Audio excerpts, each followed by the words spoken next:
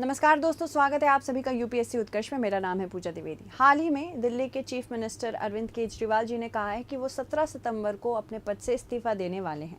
ऐसा उन्होंने क्यों कहा और किस प्रकार से नया सीएम चुना जाएगा, हम इसके बारे में आज विस्तृत रूप से चर्चा करेंगे और साथ ही साथ समझने की कोशिश करेंगे कि इसका बैकग्राउंड क्या है और इससे पहले जब अरविंद केजरीवाल जी ने इस्तीफा दिया था तब क्या हुआ था।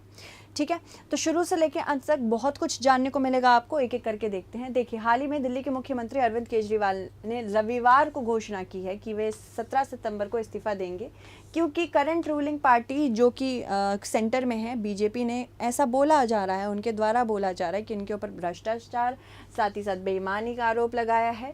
और ये भी कहा गया है कि 2 से 3 दिनों में जब विधायकों की बैठक होगी उसमें से सीएम पद का चुनाव होगा और वहां से सीएम चुने जाएंगे। चुनाव तक मैं मुख्यमंत्री की कुर्सी पर नहीं बैठूंगा, ऐसा उन्होंने कहा है। साथ ही साथ मनीष सिसोदिया भी नहीं लेंगे किसी भी पद की शपथ, यानी कि किसी भी पद को वो अभी ग्रहण नहीं करेंगे।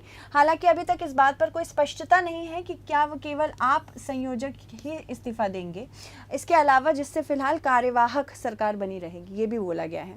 लेकिन आपके सूत्रों ने कहा है कि यह कदम दिल्ली में समय से पहले चुनाव की आशंका के अनुरूप है, जिसकी घोषणा दिसंबर में होने वाले महाराष्ट्र और झारखंड विधानसभा चुनाव के साथ होगी। अभी तो फिलहाल हरियाणा का चुनाव चलने वाला है, जम्मू कश्मीर का चुनाव होने वाला है, तो इस वजह से यहाँ पे जब नए चुनाव आएंगे तो उसकी वजह से भी आशंका जताई जा रही कि ऐसा हो रहा है। तक तय कार्यक्रम के अनुसार दिल्ली में चुनाव फरवरी 2025 में होने हैं।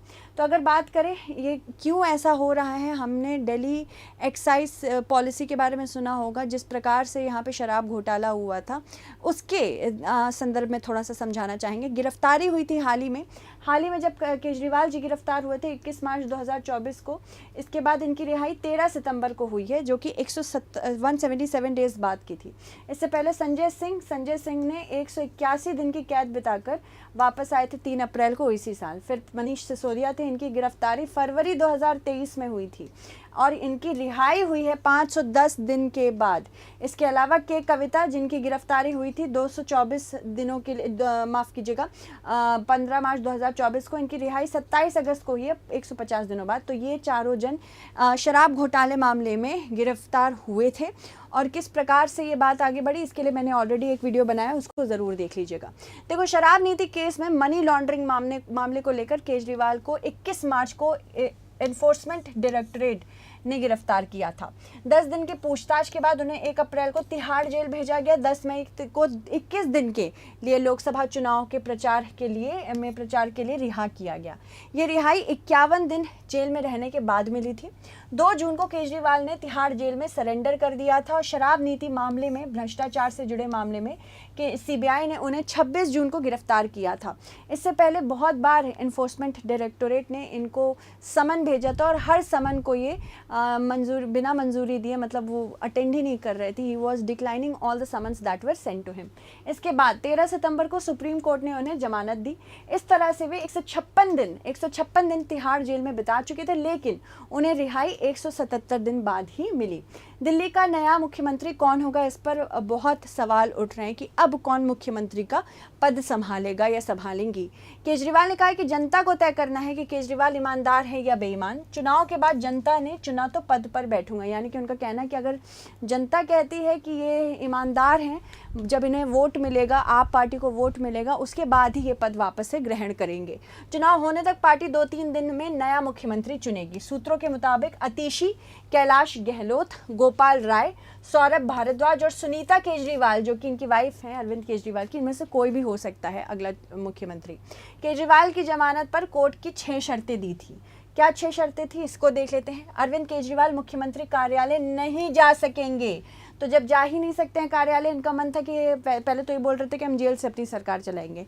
इसके बाद किसी भी सरकारी फाइल पर साइन नहीं करेंगे, ये भी केजरीवाल की जमानत पर यहाँ पे एक शर्त ये भी रखी गई थी। केस से जुड़ा कोई सार्वजनिक बयान भी नहीं देंगे। 10 लाख रुपए का बेल बॉन्ड भरना होगा, इन्होंने भरा कि नहीं ये भी देखना है। जांच में बाधा डालने या फिर गवाहों को प्रभावित करने की कोशिश नहीं करेंगे। जरूरत पड़ने पर ट्रायल कोर्ट में पेश होंगे और जांच में सहयोग करेंगे। तो ये कुछ 6 शर्तें दी गई थी। इसके अलावा सुप्रीम कोर्ट ने ये शर्तें देके दिल्ली शराब नीति केस में अरविंद केजरीवाल को 177 दिन बाद छोड़ा था। सुप्रीम कोर्ट ने शर्त रखी कि वो सीएम ऑफिस नहीं जाएंगे और मैंने आपको सारी शर्तें गिना दी हैं। अगर हम बात करें इनके निजी जीवन की, तो इनका बर्थ 1968 में हुआ था 16 अगस्त को, और ये सिवानी हरियाणा की पैदाइश इनकी। इसके अलावा इनकी वाइफ सुनीता केजरीवाल, ये भी चुनावी रूप से अभी काफ़ी आगे आ रही हैं। इनकी शादी नवंबर 1995 में हुई थी। साथ ही साथ शिक्षा की बात करें तो एक campus school Christian missionary school Haryana गए थे। 1989 में आईआईटी खड़गपुर से मैकेनिकल इंजीनियरिंग में बीटेक किया इन्होंने। 1995 में इन्होंने यूपीएससी एग्जाम पास किया था। इसके अलावा राजनीतिक जीवन की बात करें तो सबसे ज़्यादा ये मुख्य रूप से हमारे सामने कब आए थे, ये एंटी करप्शन मामले में आए थे, जब ये अन्ना हजारे के साथ मिलके कांग्रेस के खिलाफ 2011 में बहुत एक व्यापक रूप से प्रोटेस्ट कर रहे थे। तो 2011 में इंडिया अगेंस्ट करप्शन बनाया था इन्होंने राजनीतिक जीवन में। 24 नवंबर 2012 को आम आदमी पार्टी बनाई उन्होंने। इससे पहले बहुत प्रॉमिसेस किए थे इन्होंने कि राजनीति में कभी नहीं आएंगे। इसके अलावा 2013 में आम आदमी पार्टी ने दिल्ली विधानसभा चुनाव लड़ा और अरविंद केजरीवाल ने कांग्रेस की पूर्व सीएम शीला दीक्षित को हराया था। 2015 में विधानसभा चुनाव में आम आदमी पार्टी ने रिकॉर्ड 67 सीट जीती। अरविंद केजरीवाल ने दूसरी बार सीएम पद की शपथ ली थी। इसके बाद 2020 में हुए विधानसभा चुनाव में भी केजरीवाल की आम आदमी पार्टी ने 70 में से 62 सीटें जीती थी और उसके बाद 16 फरवरी को रामलीला मैदान में तीसरी बार मुख्यमंत्री की पद की शपथ ली थी। तो इनको अपने अंदर बहुत कॉन्फिडेंस है इस समय भी कि अगर ये इतनी बार शपथ ले चुके हैं दिल्ली के मुख्यमंत्री बनने की, इनका कार्य अच्छा रहा है, इसी प्रकार से ये अगली बार भी मुख्यमंत्री की शपथ ले सकते हैं। तो यहाँ पे ये ब्यूटी ऑफ डेमोक्रेसी है, जनता जिसे चाहे वो उसे चुन सकती है। तो दिल्ली में 2013 में केजरीवाल की सरकार किस प्रकार थी, देखिए दिल्ली में फरवरी 2025 में केजरीवाल सरकार का कार्यकाल खत्म होने वाला है। केजरीवाल के नेतृत्व में आम आदमी पार्टी 2013 से दिल्ली की सत्ता में है और दिल्ली में 4 दिसंबर 2013 को कुल 70 सीटों पर विधानसभा चुनाव में 62 सीटें मिली थी। 8 दिसंबर 2013 को नतीजे आए थे। आपको 28 और कांग्रेस को इसमें 8 सीटें मिली थी और भाजपा को 31 सीट मिली थी, यहाँ जो अभी फिलहाल हुआ था। कांग्रेस के समर्थन से अरविंद केजरीवाल ने मुख्यमंत्री बनते हुए सरकार बनाई। हालांकि 49 डेज के बाद दोनों पार्टियों का गठबंधन टूट गया। 7 फरवरी 2015 को दिल्ली में फिर से विधानसभा चुनाव हुए। अब ये देखने की बात है कि ये एंटी कांग्रेस थे, मतलब ये जब आए थे तब इन्होंने कांग्रेस के अगेंस्ट पूरी करप्शन, एंटी करप्शन पॉलिसी चलाई थी, प्रोटेस्ट चलाए थे और उन्हीं के साथ इन्होंने गठबंधन भी बाद में कर लिया था। इसके बाद अगर हम बात करें, इसमें आपने 67 सीट्स पर जीत हासिल की थी, भाजपा सिर्फ 3 सीटें जीत पाई थी। फिर उसके बाद 5 साल बाद 8 फरवरी 2020 को विधानसभा चुनाव में आपने कुल 70 में से 62 सीटें जीती थी और 8 सीटें इसमें बीजेपी के हाथ में आई थी। पहले भी दिल्ली के सीएम पद से इन्होंने इस्तीफा दिया है, ये पहली बार नहीं हो रहा है। तो 2013 के दिल्ली विधानसभा चुनाव, इसके नतीजे उस साल 8 दिसंबर को घोषित किए गए थे। इसमें 70 सदस्यीय सदन के में 31 सीटें जीतकर भाजपा सबसे बड़ी पार्टी बनकर उभरी थी। पहली बार चुनावी मैदान में उतरी आपने 28 सीटें जीती थी, जबकि कांग्रेस ने 8 सीट और साथ ही साथ अन्य दलों ने 3 सीटें ही जीती थी। तत्कालीन उपराज्यपाल नजीब जंग द्वारा सरकार बनाने के लिए आमंत्रित की गई भाजपा ने इस प्रस्ताव को अस्वीकार कर दिया था, जबकि तीनों दलों कांग्रेस, भाजपा और आप दूसरे के साथ ने एक गठबंधन से इनकार कर दिया था। उसके बाद जंग ने फिर आपको सरकार बनाने के लिए आमंत्रित किया था, जिसके बाद केजरीवाल ने भाजपा और कांग्रेस को पत्र लिखकर 18 मुद्दों पर मांगी स्पष्टता थी। भाजपा ने समर्थन देने से इनकार कर दिया था। कांग्रेस कथित तौर पर 18 में से 16 मुद्दों पर सहमत हो गई थी और आपको बाहर से समर्थन दे रही थी, जिसमें 28 दिसंबर 2013 को केजरीवाल के दिल्ली के सीएम के रूप में शपथ लेने का रास्ता साफ हो गया। मुख्यमंत्री के रूप में उनकी शुरुआती कदमों में भ्रष्टाचार निवारण दरबार की भी शुरुआत हुई थी। बहुब्रांड खुदरा क्षेत्र में FDI को वापस लेना शामिल था, जिसे पिछली शीला दीक्षित के नेतृत्व वाली कांग्रेस सरकार ने उच्च बेरोजगारी का हवाला देते हुए मंजूरी दी थी। सत्ता संभालने के 49 डेज बाद 14 फरवरी 2014 को केजरीवाल ने मुख्यमंत्री के पद से इस्तीफा दे दिया था। इसके बाद दिल्ली में राष्ट्रपति शासन लगा और सदन को निलंबित अवस्था में रखा गया था। 2015 के विधानसभा चुनाव के दौरान केजरीवाल ने अपने पद पर इस्तीफा देने के लिए लोगों से बार-बार माफी भी मांगी थी और केजरीवाल ने कांग्रेस के साथ 49 डेज की गठबंधन को एक ईमानदार गलती बताई थी, यानी कि एक ऑनेस्ट मिस्टेक हो गई थी। मतलब वो चाहते थे बेसिकली कि किस प्रकार से वो एक सरकार संभालें, पर वो सरकार उनसे संभल नहीं पाई इसीलिए ऑनेस्ट मिस्टेक कह रहे थे। 69वें अगर हम बात करें दिल्ली किस प्रकार से केंद्र शासित प्रदेश के रूप में अभी चलता है, तो 69th अमेंडमेंट ने 1991 में जो हुआ था उसके द्वारा दिल्ली को दिल्ली राष्ट्रीय राजधानी राज्य क्षेत्र घोषित किया था।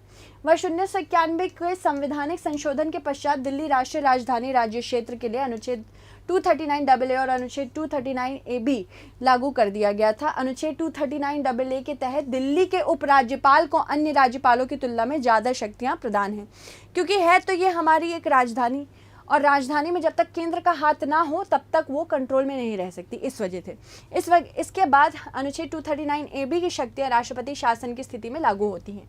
राष्ट्रपति शासन की स्थिति में निर्णय लेने का अधिकार उपराज्यपाल को होगा। उल्लेखनीय है कि राष्ट्रीय राजधानी क्षेत्र दिल्ली एनसीआर कहते हैं ना, जिसको नेशनल कैपिटल रीजन के अतिरिक्त सभी केंद्र शासित प्रदेशों में अनुच्छेद 239 लागू होगा। दिल्ली विधानसभा की बात करें तो दिल्ली संघ राज्य क्षेत्र के लिए 70 सदस्यीय विधानसभा और सदस्यों के लिए 10% मंत्रिपरिषद का प्रावधान दिया गया है। चुनाव भारत के निर्वाचन आयोग द्वारा आयोजित किया जाता है और विधानसभा राज्य सूची के 3 मामलों में, लोक व्यवस्था, पुलिस और भूमि को छोड़कर राज्य सूची तथा समवर्ती सूची के सभी मामलों पर विधि बना सकती है। ये जो 3 छोड़े गए हैं इस पर केंद्र सरकार का हाथ होता है, लेकिन संसद द्वारा बनाए विधि विधानसभा द्वारा बनाई गई विधि के अधिक प्रभावी होते हैं। साथ ही साथ मुख्यमंत्री की नियुक्ति राष्ट्रपति द्वारा की जाती है, उपराज्यपाल द्वारा नहीं। इसके अलावा अन्य मंत्रियों की नियुक्ति राष्ट्रपति द्वारा मुख्यमंत्री के परामर्श पर होती है। मंत्री राष्ट्रपति के प्रसाद पर्यंत पद धारण करते हैं। साथ ही साथ मंत्रिमंडल सामूहिक रूप से विधानसभा के प्रति उत्तरदायी होते हैं। चलिए इससे संबंधित एक क्वेश्चन देख लेते हैं। दिल्ली संघ राज्य क्षेत्र के लिए 70 सदस्यीय विधानसभा और सदस्यों के लिए 10% मंत्री परिषद का प्रावधान किया गया है और दिल्ली संघ राज्य क्षेत्र के मुख्यमंत्री की नियुक्ति राष्ट्रपति द्वारा की जाती है। तो आपको बताना होगा इनमें से कौन सा कथन सत्य है। ठीक है, इसके अलावा उत्कर्ष क्लासेस आपके लिए लाए हैं फ्लैट 22% का ऑफ बहुत सारे इंपॉर्टेंट कोर्सेज पर। अगर आप यूपीएससी या किसी भी एग्जामिनेशन की तैयारी करते हैं तो प्ले स्टोर पर जाएं। प्ले स्टोर से आपको डाउनलोड करना होगा उत्कर्ष क्लासेस का ऐप, जिस पे 16 सितंबर तक आपको उत्कर्ष क्लासेस की तरफ से मिल रहा है 22% का ऑफ। ये फ्लैट है 22% ऑफ, तो जल्द से जल्द इसका लाभ उठाएं। धन्यवाद।